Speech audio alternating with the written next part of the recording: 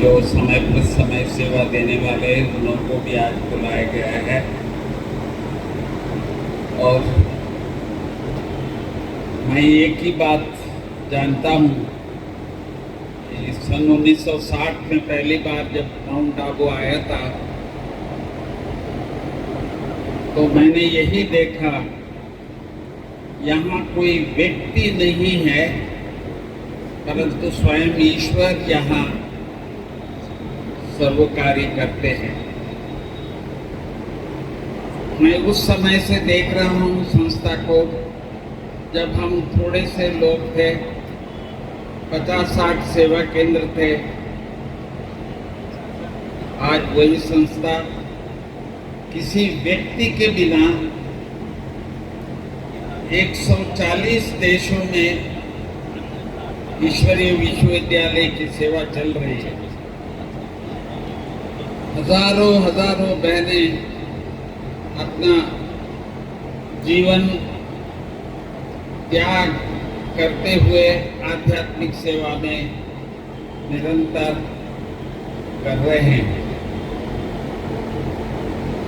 तो मैं यही देख रहा हूँ, माउंट आबू में हम लोग जितना कर सकते थे करते रहे। मैं आबू में इसीलिए आया था कि आबू पर्वत का वर्णन एक तीर्थ स्थान के रूप में हमारे शास्त्रों में भी वर्णित है, तो उसी भाव से मैं आया था। और आज हम देखते हैं बाबा ने जो एक शब्द कहा था, आबू अब्बा का घर है। तो हम तो यही सोचते थे कि भाई माउंट आबू के लिए बाबा कह रहे हैं, परंतु आज मैं देख रहा हूँ आबू रोड में भी तो ये कार्य अंतर्राष्ट्रीय रूप में चल रहा है। हजारों संख्या अभी भी, और किस तरह से उनके रहने का, खाने पीने का और क्लास कराने का, जो प्रथम बार एशिया में एक बिना पिलर्स के इतना बड़ा जो डायमंड हॉल जो बना,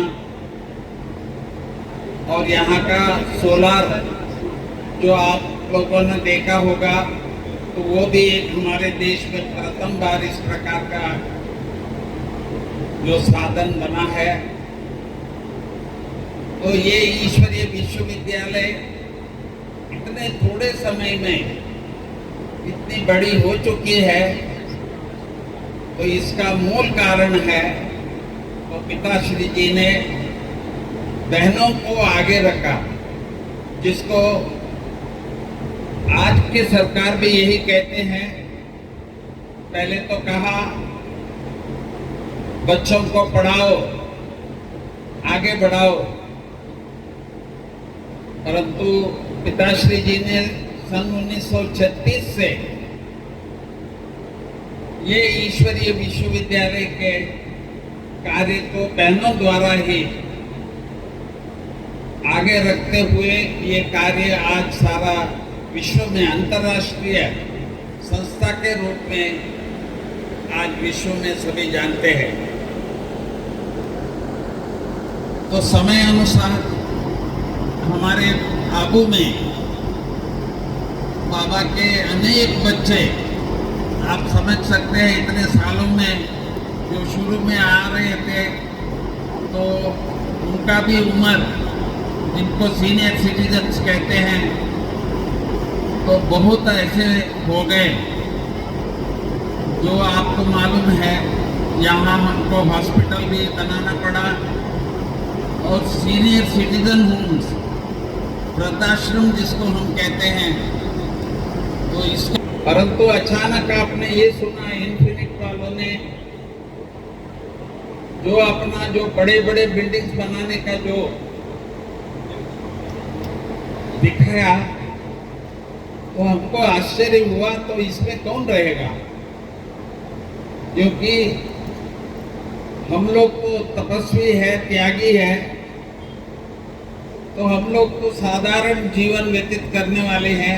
आज भी आप पांडव भवन में आप या हमारे शांति वन में आके देखेंगे एक एक कमरे में हम लोग 3-3, 4-4 बेड्स डाल के जो हम लोग सोते हैं।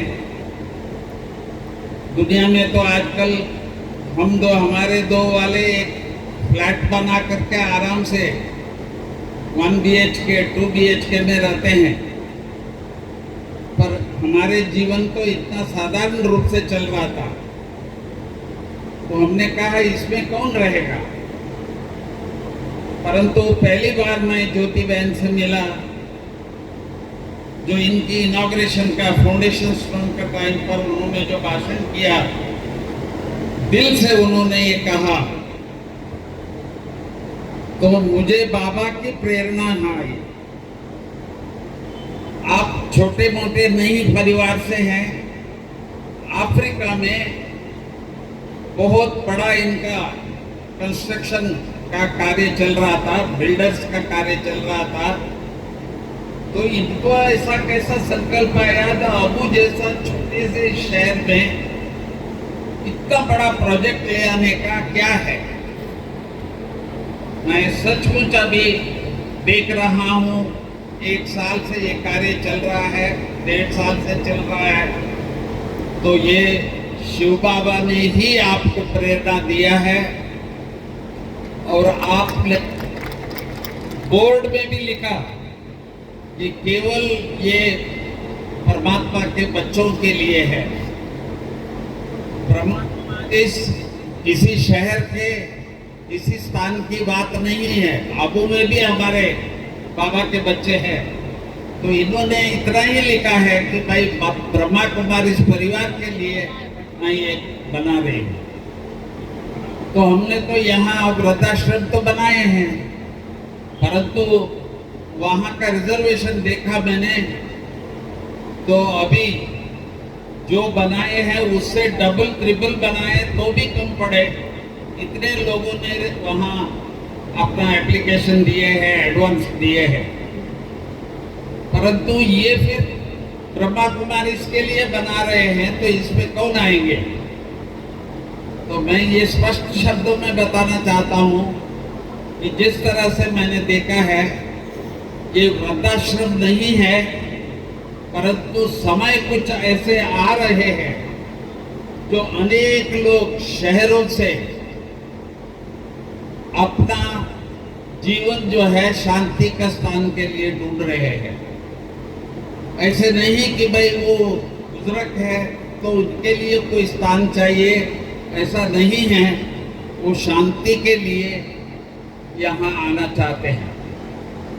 तो आश्चर्य ये हुआ,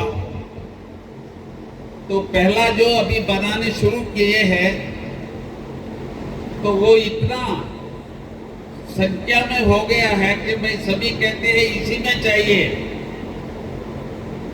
तो इसमें तो क्या, ये जो बन रही है इसका दूसरा भी बन जाए तभी भी वो फुल है। तो इस प्रकार की मैंने जब देखा, तो ये तो सचमुच बाबा ने ही कराया है, जो बाबा के बच्चे यहाँ आ रहे हैं और यहाँ ऐसा शांति का जीवन वो बिताएंगे। परंतु कुछ समय से मैं ये भी देख रहा हूँ, बाबा ने मुरली में कई बार कहा था, बच्चे ऐसा भी एक समय आएगा जो देश छोड़ करके विदेश में कमाई के लिए जो गए थे, वो लोग भी अचानक वहाँ से यहाँ वापस घर आएंगे। तो जिसका हमने देखा कि अमेरिका ने अभी इस समय पर क्या किया, ईरान में इस समय पर किस तरह से हो रहा है, हमारे लोगों को हमारे ही प्लेन से लेके आ रहे हैं। यूक्रेन में जो देखा आपने, तो कैसे लोग वापस वहां से आए। कनाडा से भी इसी प्रकार की हालत हो गई।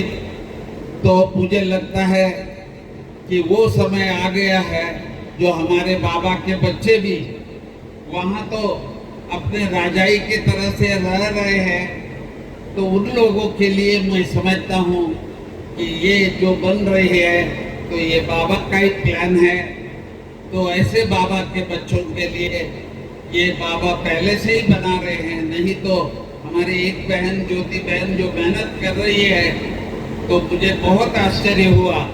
तो तो ये बाबा के अलावा और किसी से नहीं हो सकता है।